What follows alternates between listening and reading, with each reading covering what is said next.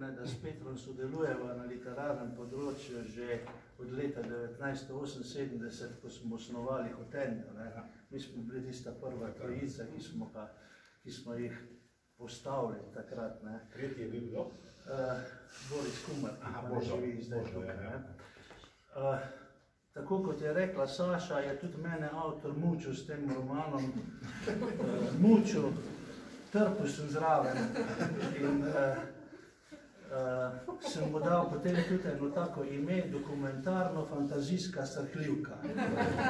Ker sem si zamislil vse tisto, kar je opisal, da se bo zgodilo iz montanističnega vidika rudarskega, če bi se res zgodilo.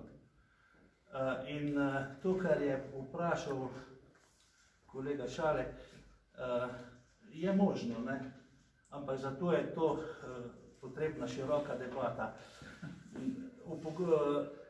Povedati moram, da zelo nerad berem romane, rajš berem dokumentarni del, tisti, ki je bolj opisni, ker tistih dialogov na dialoge nisem pretirano navdušen, ampak sem jih nekako prešel,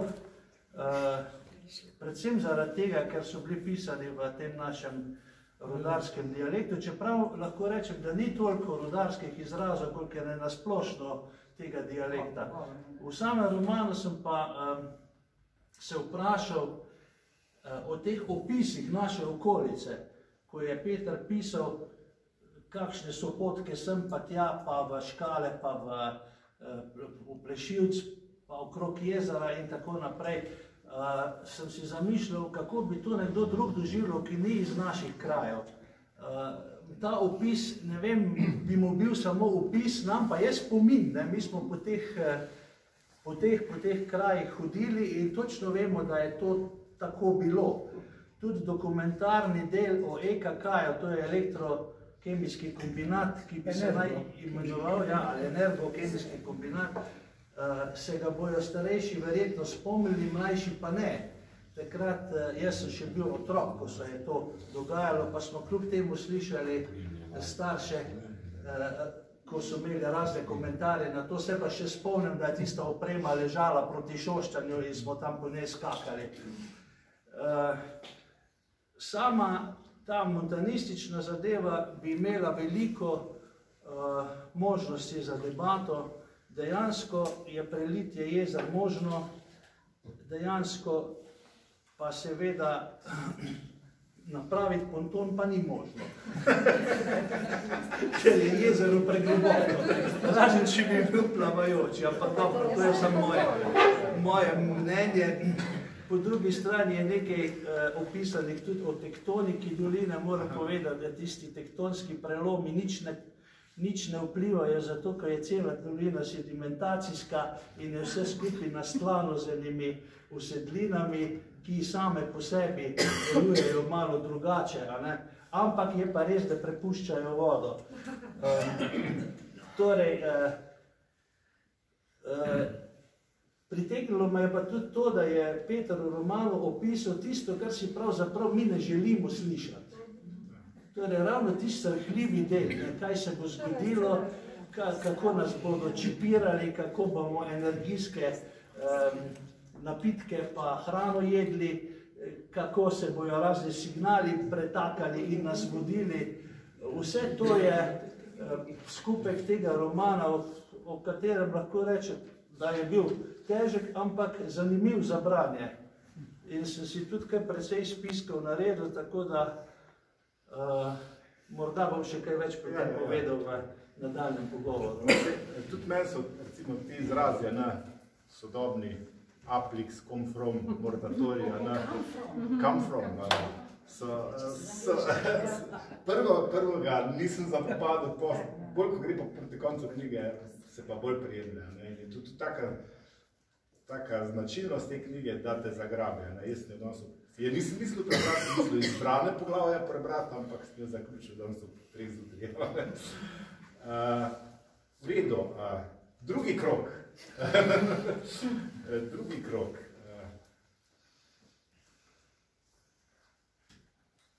Kaj vam je bilo, mogoče še bi izpostavili kakšen odlomek v romanu, kater del vam je najbolj sedel v srcu, na kaj ste bili pozorni, morda tudi kakšnega krajšega prebere. S kom bi začeli?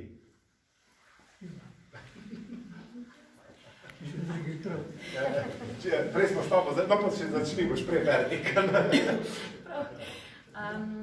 Mogoče bom najprej malo obrazložila. Prej sem govorila o tem, da osebe notri iščejo svoje korenine in tako naprej. Zame je bila to srčika te zgodbe v bistvu, da na koncu vsi, čeprav imajo različne zgodbe za sabo, so naredili bolj ali manj nemoralna dejanja, vsi na koncu želijo nekako pripadati, želijo najti svojo družino, svoj center in v bistvu tako sem naslovila potem spremno besedo in v bistvu za tega bi prebrala nekaj na koncu, krajšega. Nikjer se nočem ustaliti, ne spodaj pri mlinu, ne na vrhu, še manj pri koloniji pobeglih kamfromov. Všeč mi je prizajoči starti v razpokani hiški nad prepadnim sadovnjakov s pogledom na jezero, ki se počasi vrača v Kadunjo. Nekoč bo spet polno vode, kot je bilo prej, davno, davno prej. Zato hodim gor in dol. Spotoma nesem moko iz mlina in mlinarju nosim pridelke kamfromov, krompir, koruzo, solato. Tudi kakšnega oplenjenega zajca mu dopošlje za moko. Pogosto grem na pokopališče, ne vem, zakaj. Najbrž je imel dedek prav, lepo je tam. Včasih pobrišem prah s plošče sivega peščenjaka, ki je pretrjena nad pepelom mojih treh. Našel sem kos jekla, z njim praskam v kamen njeno ime. Dobro je, da je sestavljeno iz samih ravnih črt. 11 sem jih še spraskal. M, E, L, I. Za T in A jih moram še 5.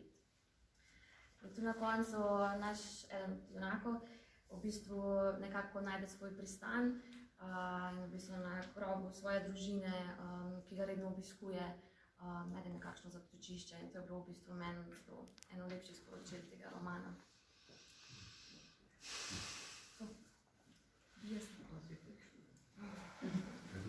A lahko jaz enega preberem?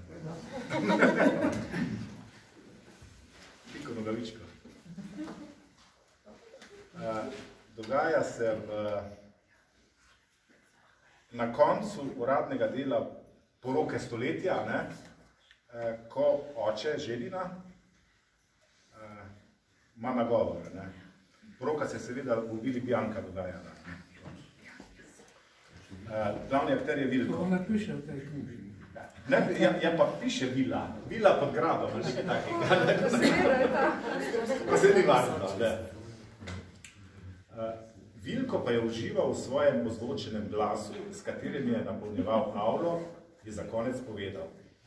Naj bo za danes dovolj o tem. Danes imamo tak lep dogodek, ki nima direkt povezave s pupom, zato hvala lepa in vabljeni na pogostitev zunaj, tam zunaj. Zadnje besede je izrekel že v odhodu od mikrofona. Takrat je neki pomočnik kamermana s stojalom o nerodnosti prevrnil glineno skulpturo Pike Nogavičke v naravni velikosti, ki jo je naredila ena od umetnic skupine Gamba T. Umetnina iz pečene ilovice se je raztreščila, njeni drobci so se razsuli daleč okoli. Nastal je cel direndaj, množica je s poplati še bolj drobila artefakt, da je škripalo na poliranih marmornih tleh. Od nekod je planila županja in najprej vila roke, saj je avtorico kipa, pomembno kiparko, dobro poznala. Ko pa je videla nalepko televizijske hiše na stojalu kamere, je spustila roki in začela umirjati situacijo. Nič, se bomo že zmenili, je govorila bledemu pomočniku snemalcu, ki je skrušen stal sredi glinenega drobelja. No, to je, recimo, za mene je ta odlomek pač tisti humorn del Petrov, včasih tako, mogoče malo intelektualno cinični že skoraj. To me pri njegovi literaturi vedno prevzame in se tudi, vedno tudi iz srca, tudi včasih na glas doma zasmejim, čeprav sam berem, recimo, knjigo. In se mi zdi, ko sem prišel, da je bil to en tak ključni moment te knjige, ko me je potem malo potegnala. Tudi sam sem malo vezan s projekti skozi Piki festival, poznam to, recimo to, kar je razmišljal Peter, ko je tem mislil, pa tudi marsikdo od nas in sem rekel, ja, knjigo je vredno nadaljevati tudi daleč naprej. A lahko jaz nadaljujem? Ja, lahko, ja. Jaz sem si sicer tle izbrala 10, izbrala 12, ne bom, ne? Ampak, ker si, zdaj bi, če ne bi ti tega prebral, še nekaj druga prebrala. Ne, nekaj druga bi prebrala, ampak ker si ti prebral to, bi bez nadaljevanja prebrala, ampak ne vse brala, ker je malo preveč, ne? Ampak ta zgodba za to nesrečno piko, a ne, mislim, v tem kontekstu nesrečno piko, je ena od 7 nesreč Velenja, ne? Ja. Ena od 7 nesreč Velenja, ne? Se pravi, razbita pika, potem odpovedana limuzina do nagrad, ker je pač cesta preozka. Potem, da sta šla ženi in nevesta mimo protokola, sta se odločila, da greta na jezero, ne na grad. In pa se PR-ovc županje, PR-ovec županje in PR-ovka premogovnika, ne, oziroma kako malo drugačega imenuješ, ne. Se pogovarjata o 7 nesrečah. Ne. 4. nesrečni poljub je to, da je župan izgubil volitve. Zdaj bom mogoče, ker če preberem tole, bo predolgo trajalo res. Ne. Začeli so padati poljube nesreče. Najprej je propadla obljuba o avtocesti. Te gotovo ne bomo nikoli dočakali. A je to zdaj humorno ali resnično? To je leta 2023 zapisano. Ja, recimo, ne? Potem je bila tista afera z vodo po okusu zdravja. To pa sem skoraj pozabil, pravi. Ja, tisti tip je uspel in sodno prepovedal uporabljati reklamo, da ima voda okus zdravja, čiž da gre za zavajanje potrošnikov. Prišla sem in naprej bom malo prekinjala, ker bo predolg. In še to, da v plastenkah sploh ni bila naša voda. Ne, imamo Šaleški biser, če se spomnite. Ne? Tu ne piše o Šaleškem biseru, da ne poznate. Ne, žigava pa od njih, ki jo filajo, gor na Črneveškem prelazu. Potem je naslednja, bom verjetno kjero preskočila, ampak 7. velika nesreča v njegovem zadnjem mandatu, se pravi županu, ki je bil pred županjo. To se mi zdaj zelo zanimivo. Ne? Velenje je v tem kritičnem obdobju dobilo županjo, končno. In kaj je bila 7. velika nesreča? Prelitje Srednjega jezera. Seveda, sam zato pa res ni bil kriv naš župan. Preiskava še ni zaključena in tudi nikoli ne bo. Vse se menda ve, da občina nima nič z nasipom. Samo plaža je ostala brez vode. Ja, suha plaža ga je pokopala, pa sem opravila, naj ne stavi vsega na eno karto. In je odplavalo vse, ne samo voda s plaže. In tako naprej. Recimo, da je to en del, ki je en del njegovega črnega scenarija v tej knjigi. Ta je tak malo podomušen, pa zelo blizu resnice. Ali pa verjetnosti. Vmes je, ko sem pisal, je imel rokopis en čas naslov Saga, kar se je meni seveda zdelo malo preveč ambiciozno, ampak v resnici zdajle tukaj mi drobimo neke drobce, ampak zgodba v tej knjigi teče v bistvu, je zgodba 2 izmišljenih družin v Trdu Velenju, ki se s časoma spremeni v Pozoje Velenje. Ampak v tej zgodbi mi sledimo usodi ene osebe,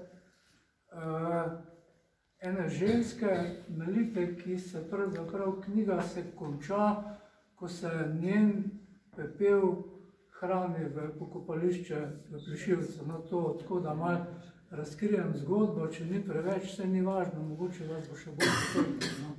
Skratka, to je neko ogrodje postavljeno na tisto, o čemer je Boris prej govoril, o nekih vseh možnih in nemožnih črnih scenarijih, ki bi se lahko zgodili v tem Trdu Velenju.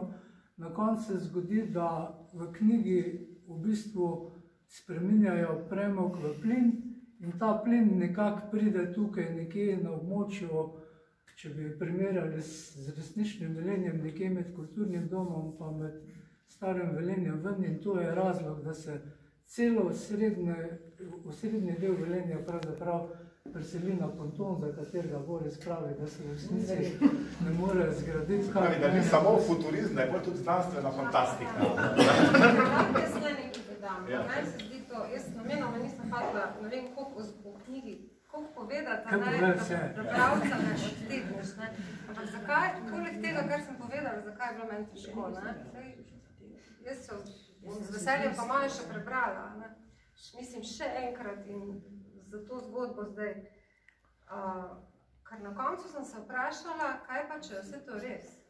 In tu mi je bil odgovor, da je pravzaprav, ja, ti si sicer rekel, je verjetnost, ampak zelo verjetno bi lahko, ali pa bi lahko bilo res, razen tiste hologramske iluzije mesta na vodi, pa te tehnološke iluzije čipiranja vseh, čeprav je to mogoče celo zelo blizu sedanjosti, ko vsi, ne vem, non-stop gledamo v različne ekrane, se pravzaprav gledamo samo še to.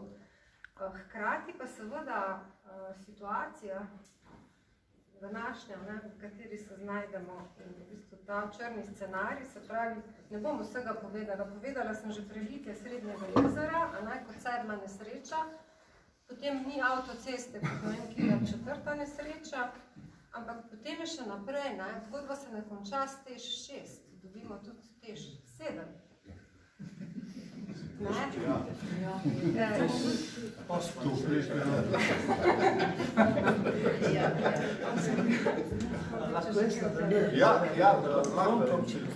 Ravno to, ko je Saša povedala o 7. nesreči, sem jaz izbral en odlomek, ki se mi zdi pravzaprav višek tele knjige, okrog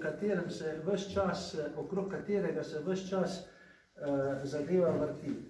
7, torej tokrat ni bila srečna številka. Nasip ni zdržal. Malo pred novim letom 2021 je voda prežrla stabilizat. Sprva mali potoček je na nepričakovanem mestu tekel 3 dni, ne da bi ga kdo videl in ga zajezil. Vodni val je plusknil čez nasip spodnjega jezera, za en dan zalil cesto, železnico in ob cesti postavljene hiše. Potem je voda odtekla po strugi, srednje in spodnje jezero sta se zlili, spodnjemu se je dvignila gladina za 1 meter in se temu primerno razširila proti severozahodu, srednjemu največjemu jezeru s plažo se je gladina znižala za celih 5 metrov in jugovzhodna obala se je odmaknila za kakšnih 30 metrov. Z rudnika so sporočili, da so razmere pod nadzorom, čeprav prelitje ni bilo predvideno. Vseeno so imeli pripravljen načrt reševanja, saj so v črnih scenarijih zlitje jezer pričakovali. Zgodilo se je zgolj to, česar so se vsi bali, in zgodilo se je samo od sebe. Višja sila, zahtevne montangeološke razmere je bil v takih primerih vedno zadnji odgovor. Petra so brali zato, tak zemljo zdaj vozijo. Kakšne so gospod inženir, oziroma doktor, kakšne so zahtevne razmere? Veste, rudarska fakulteta se je včasih imenovala akademija. Torej, nekaj predvidiš, nekaj si moraš pa zamisliti. Tako da ni možno vsega izračunati, ni možno vsega zmeriti, sploh ne v globinah zemlje in tu je pač treba malo akademskega razmišljanja, kaj bi lahko bilo, če bi bilo.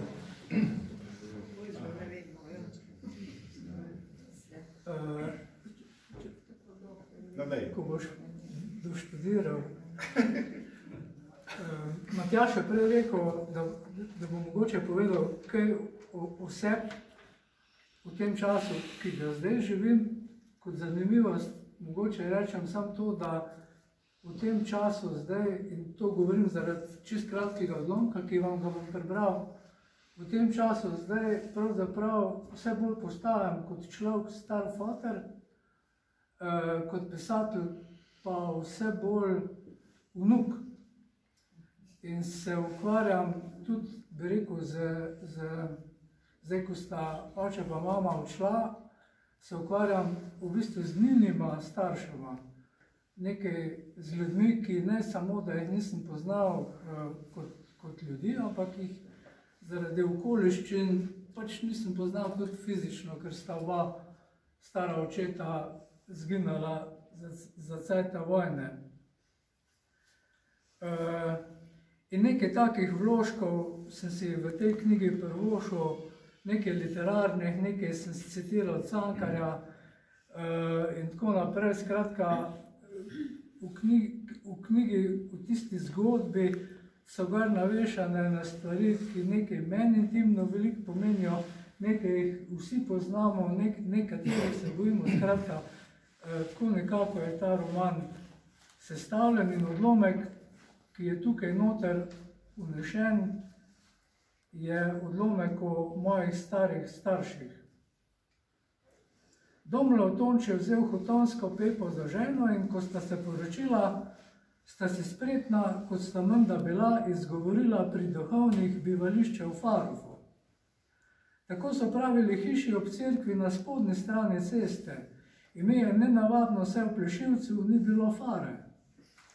Hiša je bila res v lasti cerkve, včasih je tam prespal kak kaplan.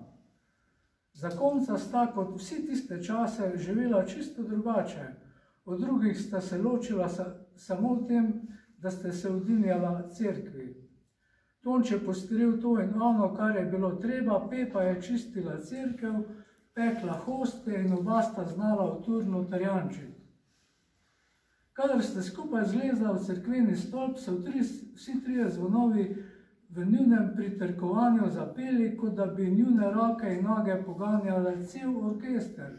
Vsako leto konec junija v našem Pečerovo je bila v Plešivcu zapovedana lepa nedelja s procesijo.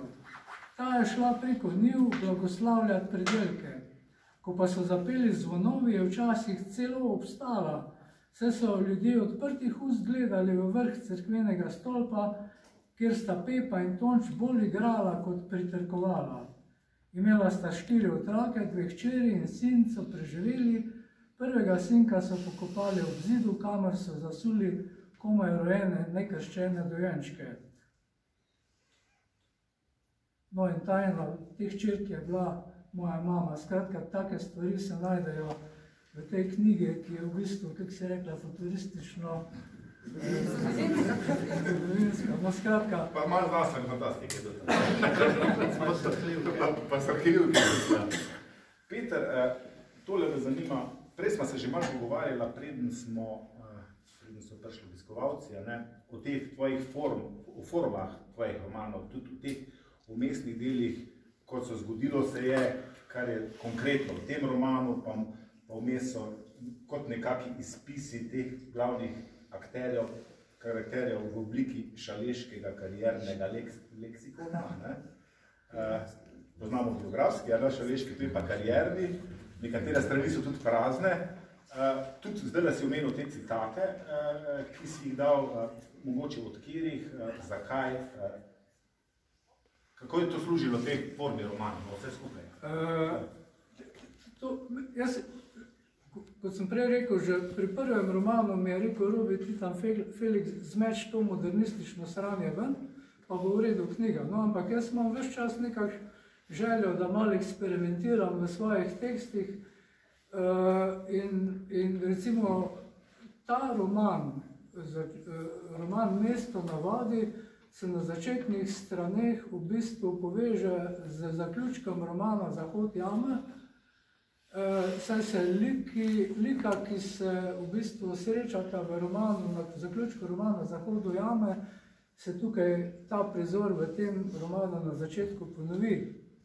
In ker sem nekako se mi tudi ne zdi fajn, da je na začetku poglavja samo številka 1, 2, 3, 4, vedno razmišljam, kako bi rekel, popestril, pa tudi ne nazadnje povabil bralca, da bi še bolj veselom obračal liste. Tako sem recimo v romanu, ki se na nek način veže s tem romanom v rigo dogodkov, skozi katero pa lahko vidite tudi na nek način zgodovino premogovništva v Velenju po letu 1950. Se pravi, Zahod jame in Mesto na vodi tvorita neko linijo dogodkov od leta 50 do leta 2060, za katere niti ne vemo, kakve bojo.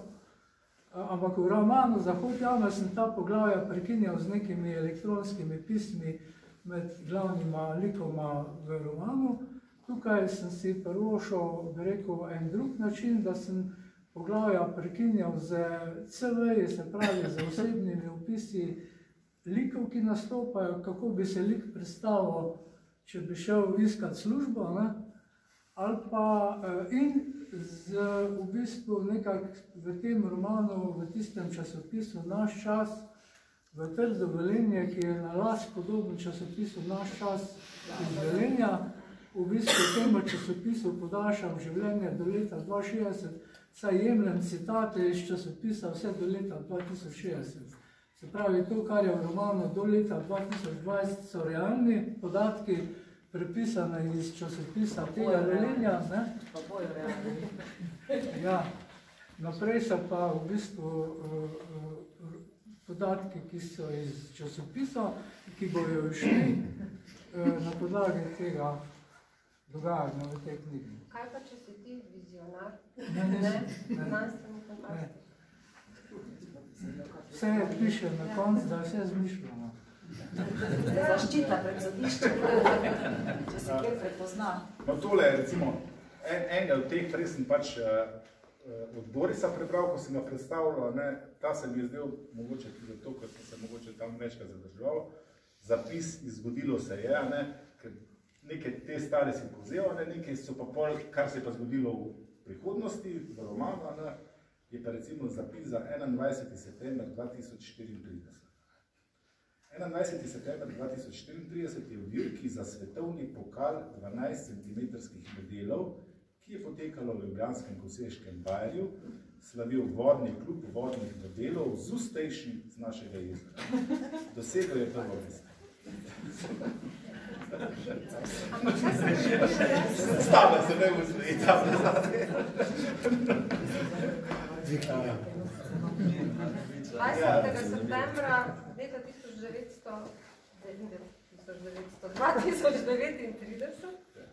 se Trdo Velenje, se v bistvu centralni predeli mesta, to je povzeto iz dejanskega prostorskega urbanističnega dokumenta, ki se je imenoval centralni predeli mesta, se mesto preseli na vodo in postane Pozoj Velenje. 20.9. Ja. Je pomemben datum, vse so vrstili. Aluzije so na vse jasne stvari. Mislim, da to je res fascinantno. Zato sem jaz Bistvo trpela. literature. Zato, ker se filme zafrkava na teh stvari. Kaj pa še vse res? To sem se sprašala, ja. Prosim, to sem se sprašala. Kaj je tež 7? Lahko vem, kaj je tež 7. Ja, povej. Tež 7, se pravi, v njem se ne kuri več premog, ampak se plin iz... Ne, po vrsti. Plin iz lignita, ki se pač kuri podzemno, z njim se napaja tež 7. Napaja se tudi smetmi, v njem se kurijo smeti. Je tudi krematorij. Za vse te duše, ki živijo na tem pontonu, katerega Boris. Mortatorija. Ja. Zraven še pa ideja o mogoče jedrskem reaktorju, ko bo vseh smeti in plina zmanjkalo. Ja, ta del je malo parodičen, bi rekel. Ampak v bistvu odslikuje to, bi rekel, te napore, kaj narediti, ko bo premoga zmanjkalo. In pravzaprav, ko tekar začneš razmišljati, ugotoviš, da ni kaj narediti, a ne premoga bo zmanjkalo. Mi se pa lahko tukaj pogovarjamo.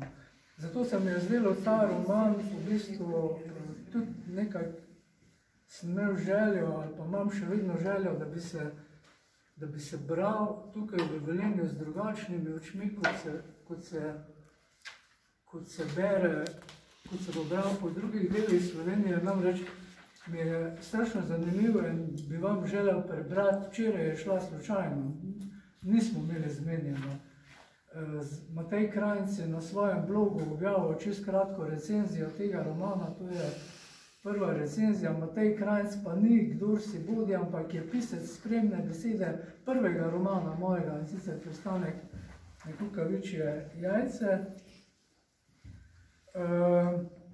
In Matej zapiše v tej spremni besedi tole. Saj ne, da bi pomislili, da je bil Rezman kak ortodoksni socrealist ali Miško Kranjec ali Potrč, je bil pa vedno soc in tudi realist. Obe lastnosti ohranja tudi v pričujočem delu, le da zadeve časovno nekoliko premakne, kar je za bralca precej dobrodošlo. Postavi ga namreč pred izziv in razmislek. No in za to gre. V resnici je tukaj, bi rekel, te stvari, ki se mi zdaj tukaj seveda lahko tudi smejimo in izgledajo kot parodija in se seveda zgolj del neke zgodbe, neke knjige, nekega romana, so lahko tudi stvar takale debate, pogovora, razmisleka, seveda v naši, pa ne toliko v naši realni bodočnosti, kot v bodočnosti teh naših, tako sem to rekel, pač razmišljam, če dalje bolj kot star fotor in kot vnuk mojega starega fotora. Glih zaradi te futuristične note, pa te stvari, ki se odpirajo, se je meni osebno zdel na svoj način ta roman od vseh teh 5 na nek način najbolj kredibilen. Ker odpira vsak na svoje polje razmišljanja, kaj se lahko zgodi. Ob tem, da seveda tudi stvari stojijo drugače, kot treba in da ni rekel, dosti šibkih. Lahko še to podkrepim to, kar si ti rekel, Krajnca Mateja pravi tako, prepuščam vam, da skočite, Matej Krajnc, ko je prebral, pravi, prepuščam vam, da skočite v leto 2060, da spoznate trdo Velenje, da spoznate volke in videtiče in tako naprej, skoznje boste v letu 2060 spoznali Velenje danes. Velensko kotlino mesto navadi ljudi, ki jih je knapovstvo hkrati odrešilo in zasužnilo. Jaz mislim, da bolj, jaz si pravzaprav ne želim nobene recenzije več, ker bolj točno tega, če sem imel kak namen, pa ga običajno nimam, se skoraj ne da povedati. Boris si nekaj želel povedati. Mogoče se v tem romanu nismo še, oziroma v tem razgovoru nismo dotaknili še oseb, ki nastopajo v njem. Volk in pa videtiči. Jaz sem poskusil najti istočnice in povezave s živečimi in bivšimi živečimi, torej že umrlimi raznimi veljaki, pa mi jih ni uspelo najti. In sicer zaradi tega, ker ali ni bil opis ta prav, ali ni bil čas ta prav, ali ni bilo pa mesto ta pravo. Torej, Peter je vse to tako fino prikril in pomešal med seboj, da nikoga ne moreš cufnati ven pa reči, tale je pa tale v tem delu. In prav to je zanimivo. Druga stvar pa je, da pa nikoli ni rudnik tako funkcioniral. Torej, ni bilo enih takih 2, 3 močnih družin, ki bi vse te stvari obvladovale.